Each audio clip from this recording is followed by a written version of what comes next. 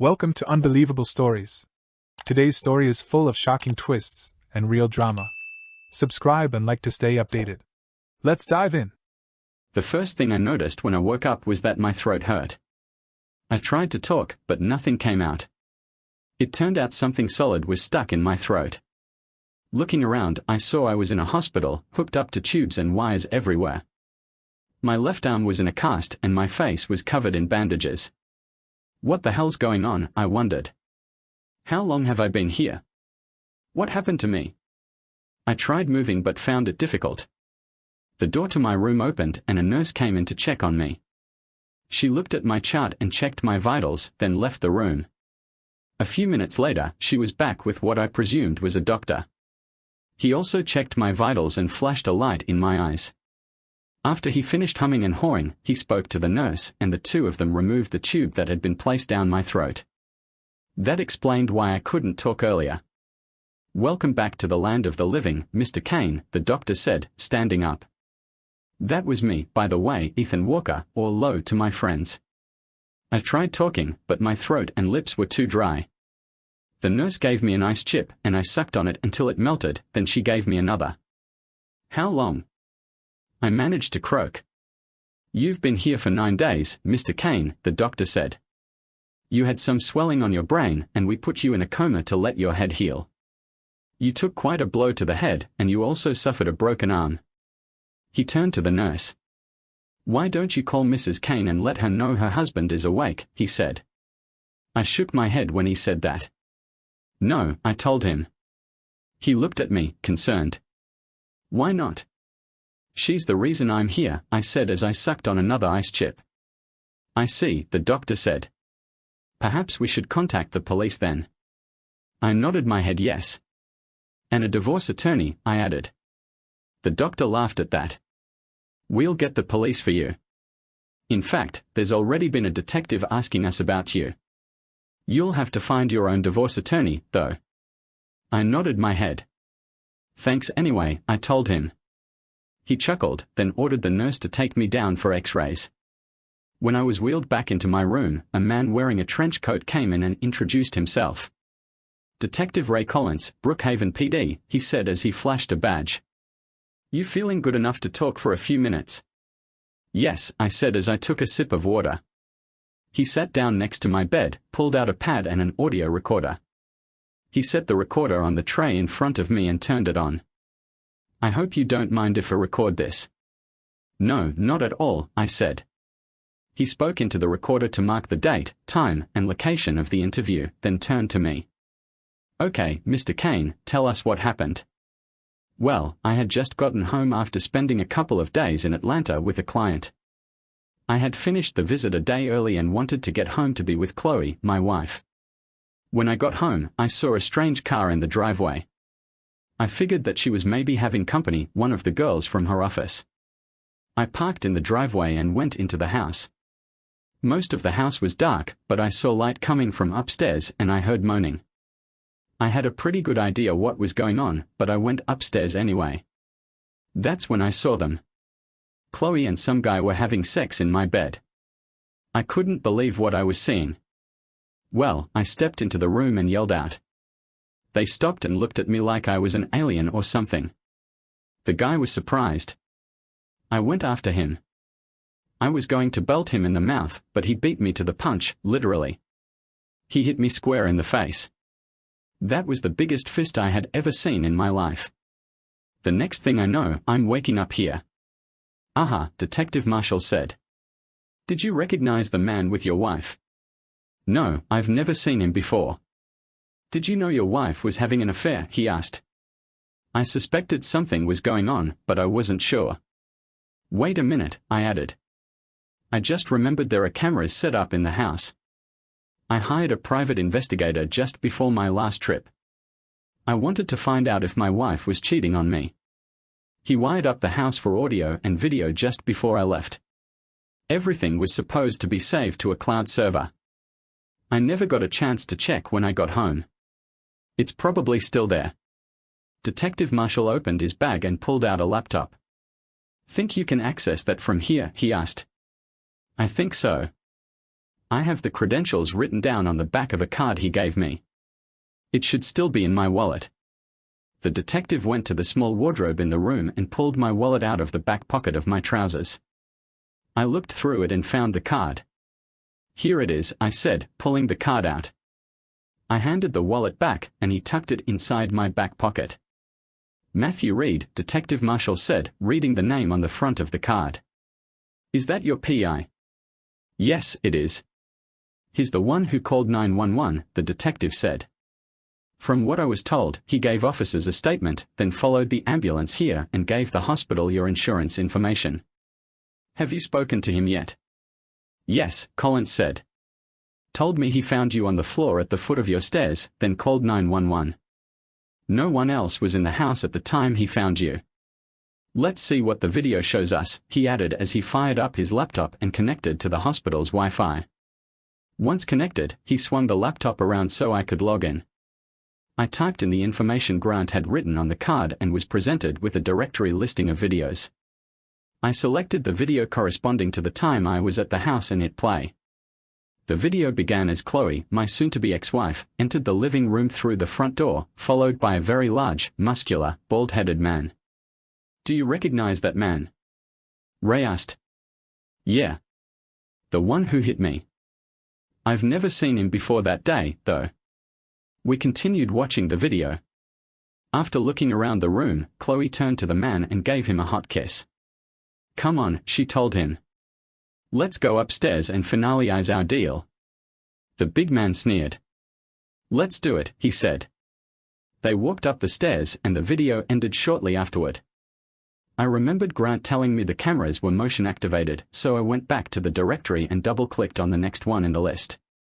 That video started with Chloe and the two-legged mountain walking into the bedroom. Chloe walked to her side of the dresser, opened one of the drawers and pulled out a thick envelope. She handed it to the man, who pulled out a huge wad of cash. He quickly counted it, then put it back in the envelope. Half now, half when the job is done, Chloe said, just as we agreed. Holy shit, I thought. Was she paying this guy to kill me? He sneered as he looked her over. Well, sweet cheeks, what do you say we seal this little deal, he asked. Chloe smiled as she looked him over, then she started undressing. Soon she was naked before him. The man took his clothes off, and the two of them embraced one more time before getting on the bed. Which side does your husband sleep on, he asked. Why, she asked in response. That's the side I want to screw you on, he told her. She giggled and pointed to the side closest to the door. He sleeps right there, she said. Good, he said, pulling the covers back. Go on, get over there. You're so wicked, she said. We watched as the two of them had sex on my side of the bed. That's when I walked in and caught them. What the hell is going on here? I yelled in the video. The two cheaters stopped screwing long enough to take a look at me. Chloe had a smirk on her face as the big man stood up. I watched myself charge the much bigger man as he stood, but he pulled back with one fist and caught me right in the middle of my face, causing me to fall down instantly. Then he picked me up by my collar and hit me again and again. He hit me in the face several times, then dragged my limp body out of the room. Chloe got out of the bed and followed, not bothering to cover herself. The video ended at that point. I went back to the directory and selected the next video. That video showed 3 sets of feet at the top of the staircase. One set of feet, mine, was the only one with shoes. The big man picked me up and literally threw me down the stairs. My body lay still at the bottom of the staircase. Is he dead? Chloe asked. Don't know, the man said. Want me to finish him off right now? Not in my house, Chloe replied. I don't want to have to clean any more of his blood than I have to. Let him lay there. Maybe he'll do us both a favor and die. Maybe, the man said. Even if he doesn't, I can come back and finish the job. Let's get out of here. We can finish what we started at my hotel room. A couple minutes later, Chloe and the man came back down the stairs, dressed, and walked out of the house, stepping over my body. The video ended shortly thereafter. Out of curiosity, I checked the next video and opened it up. In that one, Grant was seen coming inside the house. He checked on me, then pulled out his phone and called 911. He sat next to me until the paramedics and police arrived. I ended the video and checked the directory. There were no more videos after that. Whatever the cheaters had done, they apparently chose to do it somewhere other than the house. What now? She asked. Well, we need to find your wife and her accomplice and arrest them. You sure you've never met that man before? No, never. You sound like you know who he is, Collins said. His real name is Nathan Hale, Detective Marshall said. He goes by the Butcher. He's a hitman wanted by the feds for a string of murders. He's well known for killing his victims with his bare hands after seducing their spouses. You're damn lucky to be alive. I just can't figure out why your wife would want you dead. From what I know, you're basically a salesman, I said, correcting him. I travel a bit and I do some sales, but most of my job is keeping customers happy by keeping them profitable. Any problems in the marriage? Collins asked. Not until recently, I told him. Are you one of those guys who plays around when he's out of town? Collins asked. You mean, do I cheat on my wife? Hell no. You think I cheat when I have that at home waiting for me? You saw her. Would you be out chasing women with that at home? No, can't say that I would, Collins said. So revenge is out as a motive. Tell me, do you have a life insurance policy? Yes, I have a $8 million policy through my work. Pays double in the event of an accident. And your wife is the beneficiary of that? Collins asked. Yes, but there's more. What's that? He asked. I won a lottery prize not too long ago. $8 million after taxes. I was going to surprise Chloe with a trip for our anniversary. Did she know about the money? Collins asked. I told her I had won, but I didn't tell her how much. I normally handle all our finances, so I didn't think she would find out about it since she rarely looks at the bank statements. So if something were to happen to you, she could potentially walk away with as much as $8 million, right? Collins asked. I suppose so, I said, after giving it a bit of thought. You think she'd really kill me for money? One of the oldest motivations known to man, Collins said. Damn. Why don't you log into your account and see how much you have left, he suggested. I did and found that Chloe had made 3 withdrawals of $10,000 over the last 10 days. The rest was still in the account. While you're here, why don't you go ahead and cancel any joint credit cards you may have? Once you're done, I'll make a call and put a temporary freeze on the account just until we have her in custody, he suggested.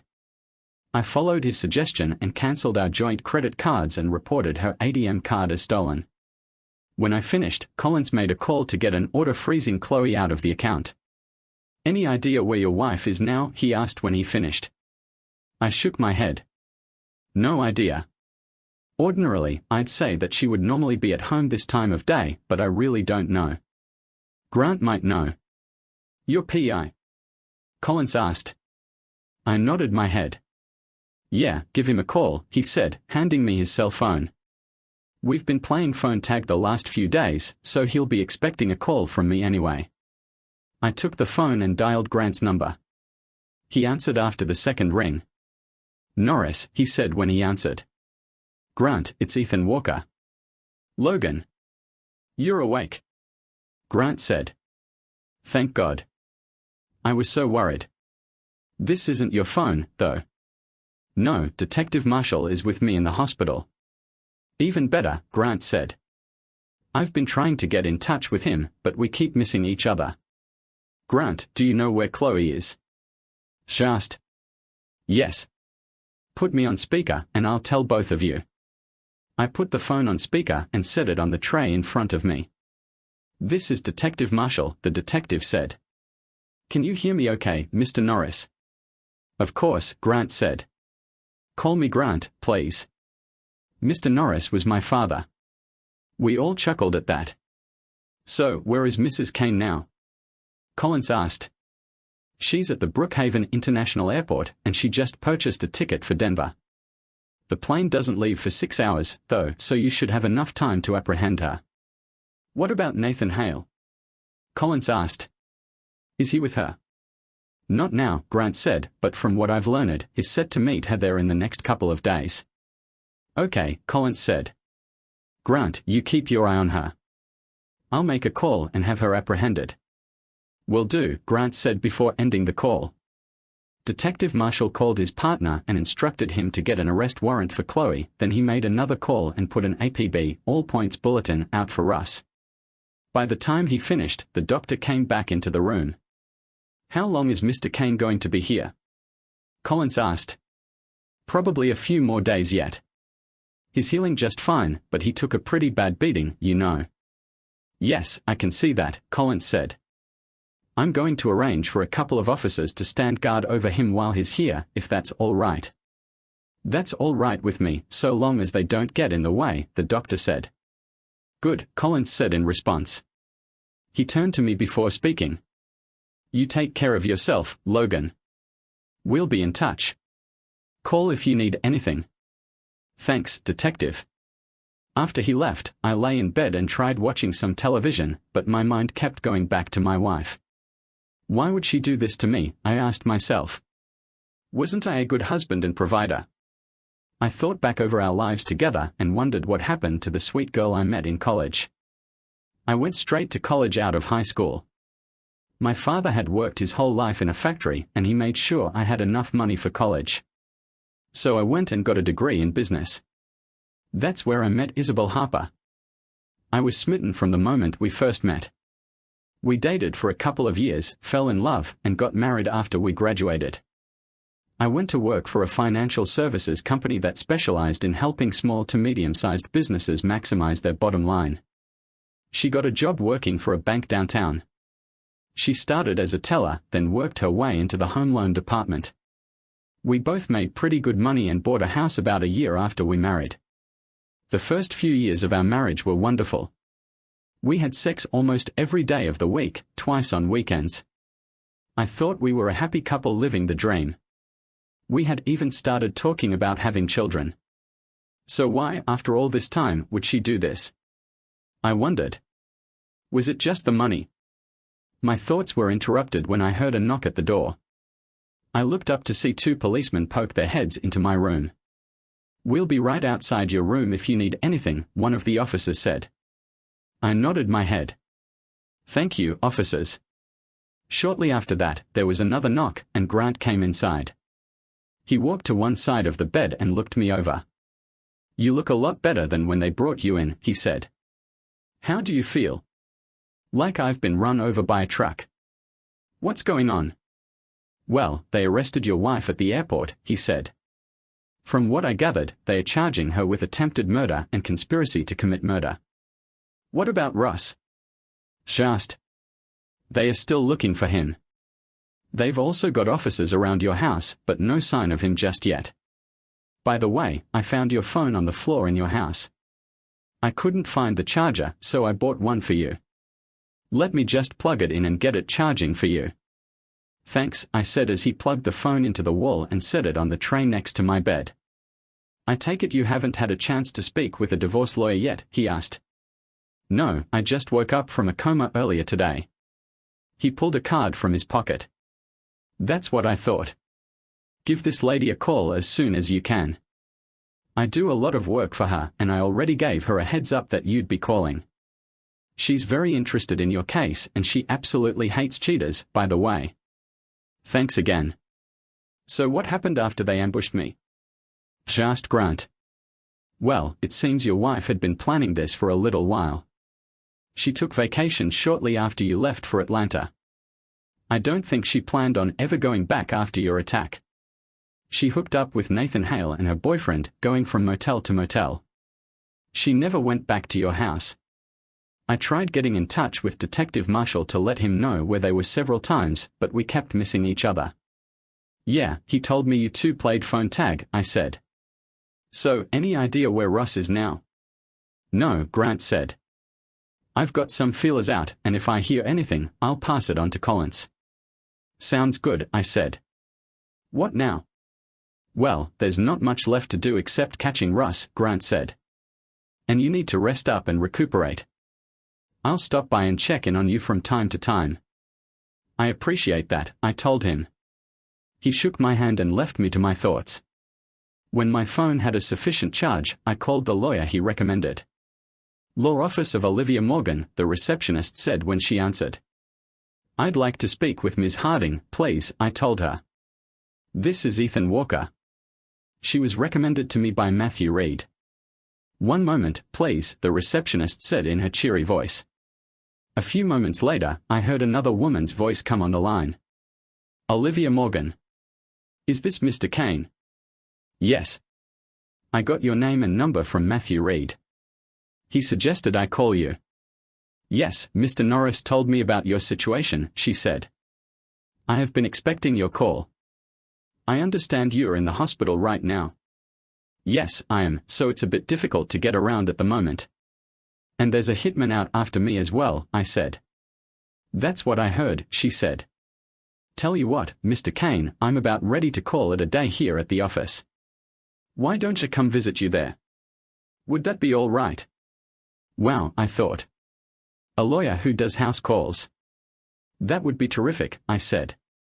Excellent. I'll be there shortly. Patricia showed up with a briefcase about an hour later, and we spent the next hour going over the particulars of my divorce. Although the state we live in is a no-fault state, divorces could be granted on grounds like adultery or cruelty. Patricia said she would draw up the papers citing adultery and extreme cruelty, especially since Chloe hired a hitman to kill me, cheated on me with him, then left me on the floor of my house for dead. Having her in jail would go a long way to helping me get what I wanted in the divorce, which was almost everything. She was putting her things back in her briefcase when Detective Marshall knocked on the door and stuck his head inside. He smiled and came into the room after I waved him in. Good afternoon, Detective Marshall, Patricia said with a smile. Ms. Harding, Collins nodded. I'm not interrupting anything, am I? Not at all. We were just finishing up. Do you have an update for us? She asked. As a matter of fact, I do, he said as he sat down. Well? She asked. Your wife confessed to everything, he said. She admitted she hired Russ to have you killed and to make it look like an accident. Why? She asked. Money and lust, Collins replied. She started having an affair with a co-worker named Jacob Turner. You know him? No, I don't, I said. Turns out Harper is Russ's nephew. Your wife and Harper wanted to run off and go to Maldives, but they couldn't afford to do it. She looked at your accounts, saw your lottery winnings, and figured that would be her ticket to paradise. Between that and your insurance payout, she figured she'd walk away with $4 or $5 million. Unbelievable, I muttered. Not the first time I've seen that happen, and probably won't be the last, Collins said. The DA is going for the maximum penalty, life in prison without parole. He's also going to recommend she be held in custody without bail. Since she was caught trying to flee the city, she could be seen as a flight risk. So, Harper is the one who hooked her up with Russ? She asked. That's what she says, Collins told me. We've apprehended Harper, and I'll be speaking with him later. If what she says holds up, we'll be charging him as well. What about Russ? She asked. We are still looking for him. We've got just about every officer in the county after him right now. Until we have him behind bars, we'll keep a guard on your door, and we've got patrols going by your house. I shook my head in disbelief. I just don't get it, I said. She never gave any hint that she wasn't happy. Why now? Who knows, Collins said. People will sometimes do crazy things when there's money involved. So, how much longer am I going to be in here? She asked. Doc says a few more days, I said. He wants to make sure everything is healing up all right. That sounds wise, Collins said. Well, I'll get out of your hair for now. If anything happens, I'll keep you in the loop. Thanks, Detective.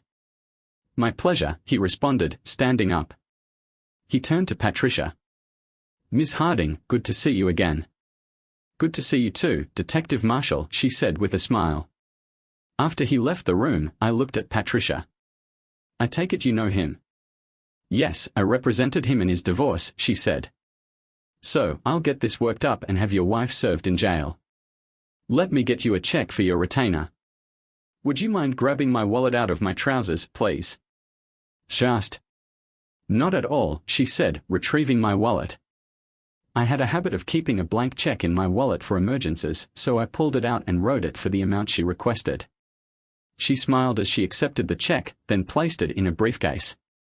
"We'll be in touch, Logan," she said as she stood up. "Good luck to you."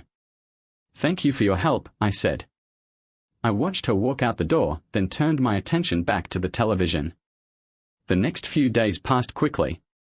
Friends and colleagues from work visited, as well as Grant and Detective Marshall, who kept me updated on the case against Chloe and the manhunt for Russ. Collins told me that Jacob Turner had been charged with conspiracy to commit murder and that Chloe had been served with divorce papers while in jail.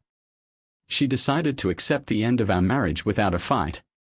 Patricia told me she signed the papers without any argument whatsoever, which surprised me. In 90 days, I would be a free man. I got the house and all of our assets. Chloe would be allowed to keep her car, clothes, and personal items. I called her parents and they arranged to pick everything up. What they did with it after that was their business. Grant picked me up from the hospital and took me home. "Just curious," he asked as we pulled into my driveway, "do you have a gun?" "Just an old shotgun my dad gave me when I was 17, I said. "It was a present for my birthday and my dad would take me out shooting trap and skeet. Those were some of my happiest memories. I still have the shotgun, but I haven't fired it in quite a while. It's sitting, oiled up, in my locked gun case. I also have a box of shells for the thing." "Why?" she asked. "Hammond is still out there. You may want to keep it handy," Grant said. Crap, I thought. That night, I pulled the old shotgun out and gave it a once-over. It was in good shape, even though I hadn't used it in a long time. I pulled out the box of shells and loaded it up. I thought about sleeping in the master bedroom, but I couldn't, not after what I had witnessed there. So, I slept on my recliner in the living room, the loaded shotgun within reach. It turned out that was a wise move. I woke up late that night after I thought I heard some scratching outside the house. I grabbed the shotgun and looked around from where I sat today. I only had one good arm, so I decided to use my left arm, which was still in a cast, as a rest for the shotgun. I looked and thought I saw a silhouette of a large man just inside the sliding glass door that leads into the backyard. As I looked, the silhouette moved and I saw a large pistol in one of his hands. Apparently, he hadn't seen me yet, otherwise, I would probably be dead, I thought.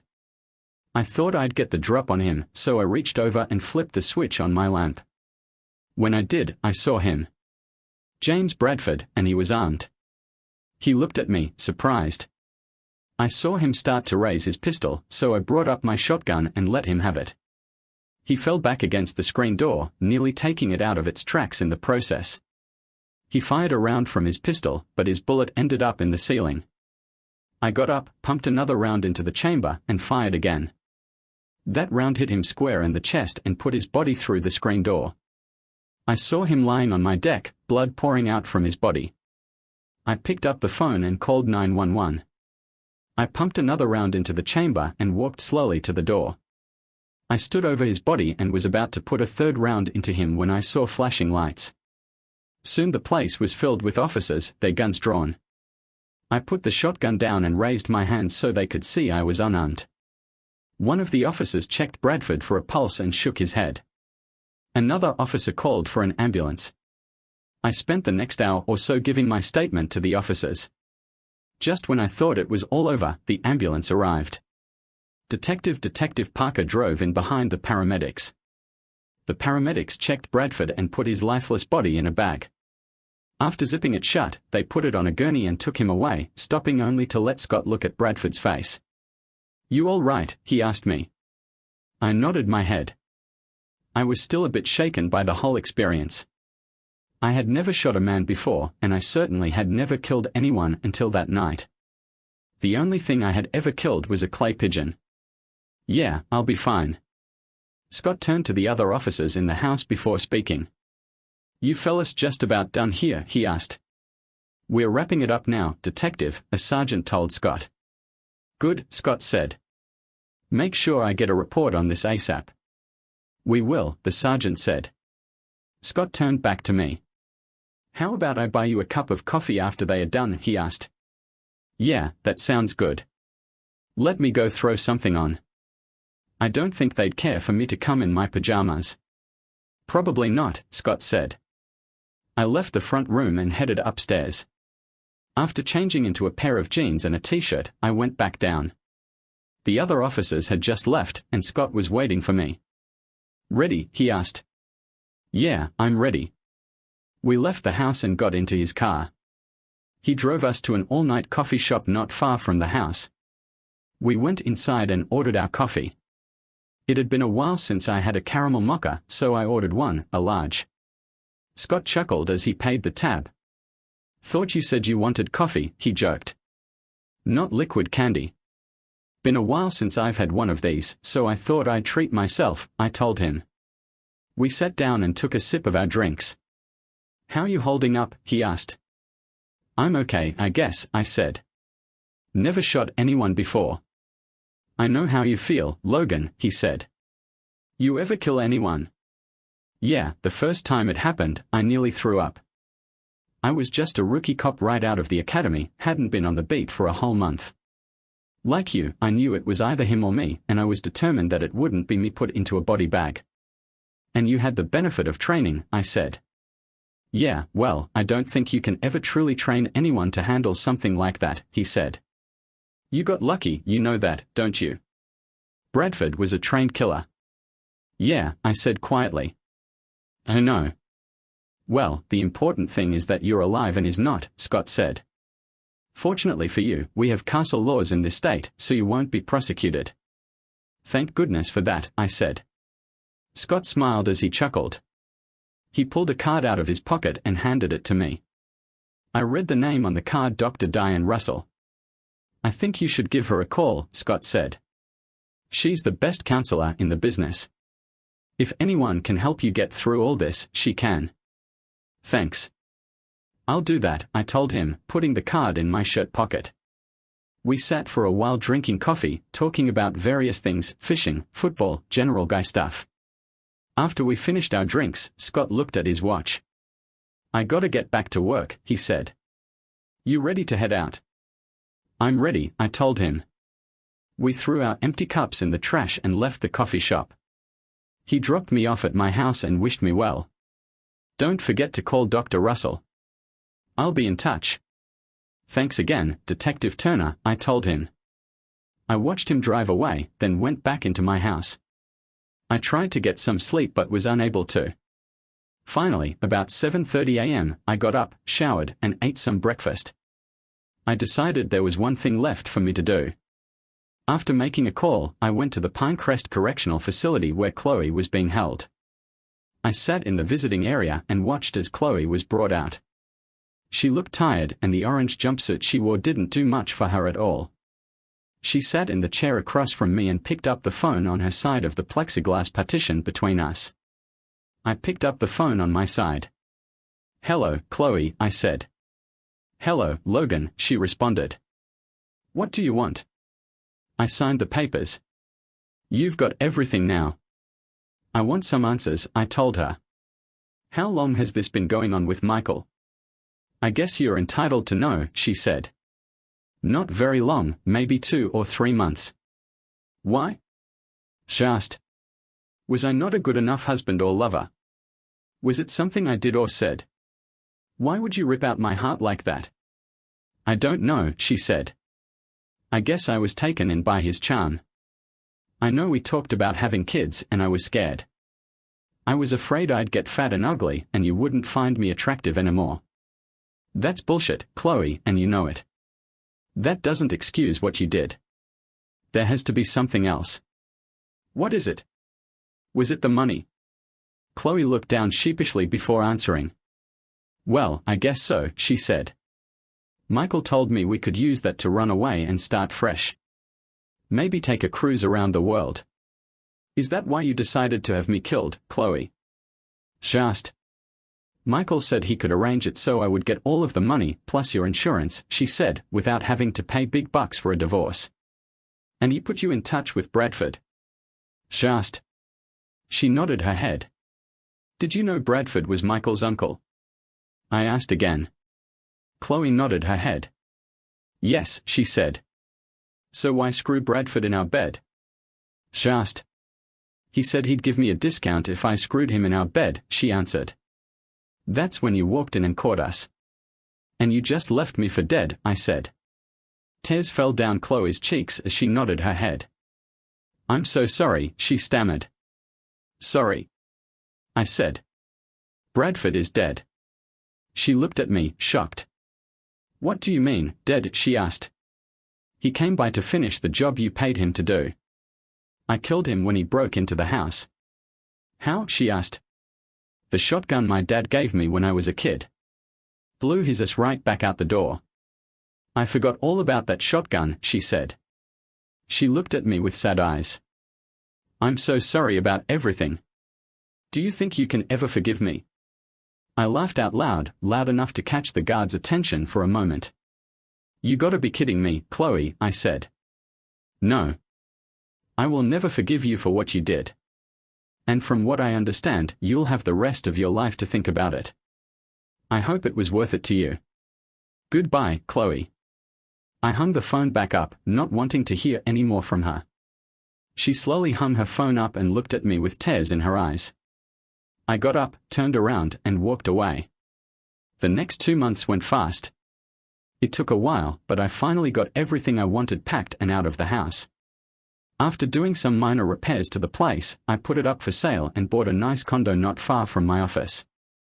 I was called to testify in Chloe's trial, as well as Michael's. It didn't take the jury long to find them both guilty of all charges. A week later, I was asked to address the court for Chloe's sentencing. The judge thanked me for my time and sentenced Chloe to life in prison without the possibility of parole. Michael also got a life sentence. It turned out I had a life sentence as well, but mine wasn't served in prison. Chloe's cheating and attempt to have me murdered affected me worse than I thought it would. My body had healed, but I was a wreck emotionally. I spent the next 3 years in counseling with Dr. Russell, who said I was suffering from a form of PTSD. I worked, came home, ate, watched television, and went to bed. I hit the gym 3 times a week and went to counseling once a week. That was my life. I couldn't even bring myself to go out or ask a woman for a date. I just didn't trust anyone. As for sex, well, let's just say I watched adult movies from time to time and got very acquainted with my right hand. Finally, Dr. Russell suggested I put my fears aside and ask someone out. I considered it for some time before I finally screwed up enough courage to take that next step. But I wondered, who should I ask out? There were quite a few women in my office who had expressed interest in me, but I was concerned about dating coworkers. Finally, one day I decided to heck with it and asked Tracy, a colleague who worked in a different section of the company, out for dinner. To my amazement, she accepted. We had a great time, and I felt more relaxed with her than I originally thought I would. We didn't have sex on that first date. That happened after the 3rd date, and she rocked my world. We've been dating now for about 6 months, and things are going quite well. She's even introduced me to her parents, and we seem to get along just fine. Will I ever marry again? I don't know. One day, perhaps. For now, though, I'm just taking things one day at a time. Who knows what the future will bring? Thanks for watching. Could you ever trust again after such betrayal? Share your thoughts in the comments and don't forget to like, share, and subscribe for more. See you next time.